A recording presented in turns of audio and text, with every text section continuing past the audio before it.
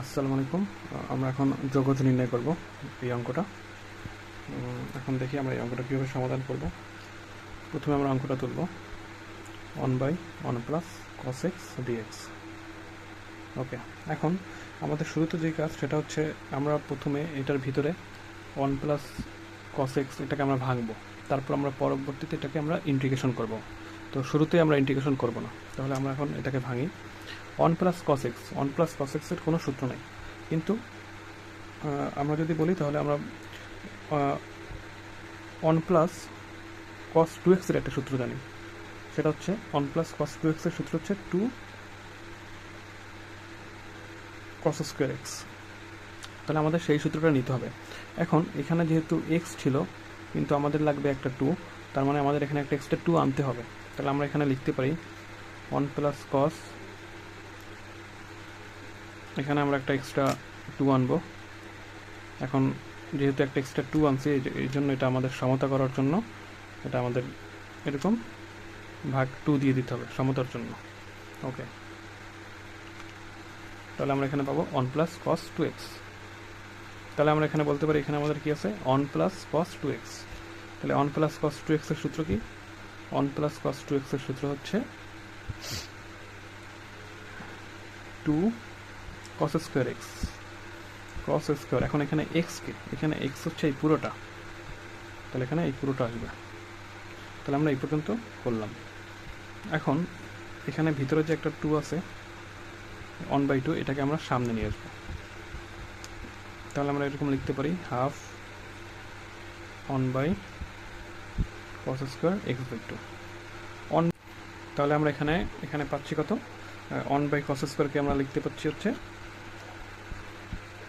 আমরা এখানে 1/cos স্কোয়ারকে sec স্কোয়ার লিখতে পারছি। তাহলে এখানে sec স্কোয়ার লিখলাম, আর এখানে ছিল dx। এখন হচ্ছে আমাদের মূল ইন্টিগ্রাল করার পালা। এখন আমরা যদি একটু এখানে দেখি যে sec স্কোয়ার x/2 dx, এটাকে যদি আমরা সম্পূর্ণটাকে ইন্টিগ্রাল করি আমাদের একটু ঝামেলা হয়ে যাবে।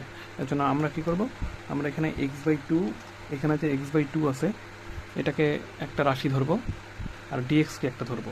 তাহলে আমরা এখানে হচ্ছে x/2 কে u ধরলাম, তাহলে x/2 কে আমরা ধরলাম u। আর হচ্ছে এখানে আমাদের এটা ধরা হয়ে গেছে, এখন আমাদের এটাকে ধরতে হবে। তাহলে এইটাকে ধরতে হলে অবশ্যই বাম পাশে একটা x লাগবে। এই জন্য আমরা এটাকে কোণাকোণে গুণ দিয়ে বাম পাশে এরকম লিখতে পারি x = 2। এরপর আমরা যখন এটাকে ডেরিভেটিভ করব তখন এটা dx হয়ে যাবে। তো এই লাইনটাকে আমরা যখন ডেরিভেটিভ করব তখন আমরা পাবো হচ্ছে dx = 2 du। ওকে, এখন আমরা এখানে এই মানগুলো এখানে বসাবো। তাহলে দেখি আমরা এখানে sec স্কোয়ার x/2 না বসিয়ে আমরা এখানে কি বসাবো?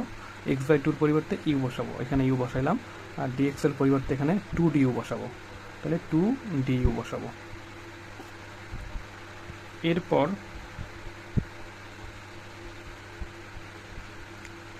পরবর্তী লাইনে এই যে এখানে যে একটা 2 আছে আর এই যে বাইরে একটা 2 আছে, এই দুইটা 2 আমরা কাটাকাটি দিয়ে দিতে পারি। তাহলে আমাদের এখানে থাকবে sec square u into du। এখন sec স্কোয়ার du কে যদি আমরা ইন্টিগ্রাল করি তাহলে আমরা পাবো, আমরা জানি যে sec স্কোয়ার u du কে ইন্টিগ্রাল করলে হয় হচ্ছে tan হয়। তাহলে এখানে tan u হবে। sec স্কোয়ার x কে করলে হবে tan x, sec square u কে করলে হবে tan u। ওকে, তাহলে আমরা এখানে tan u পাবো। tan u পাওয়ার পর এখন আমরা এখানে u এর যে মানটা ধরছিলাম সেই মানটা আবার বসাই দেবো। তাহলে এখানে u এর মানটা হচ্ছে x/2। আমাদের কিন্তু এখানে ইন্টিগ্রেশন করা হয়ে গেছে, এই জন্য আর ইন্টিগ্রেশন চিহ্ন এখানে দিব না, এখানে ডাইরেক্ট প্লাস c দিয়ে দিব। তাহলে এখানে tan x/2 প্লাস c হবে। তাহলে এটাই হলো আমাদের অ্যান্সার। ধন্যবাদ সবাইকে।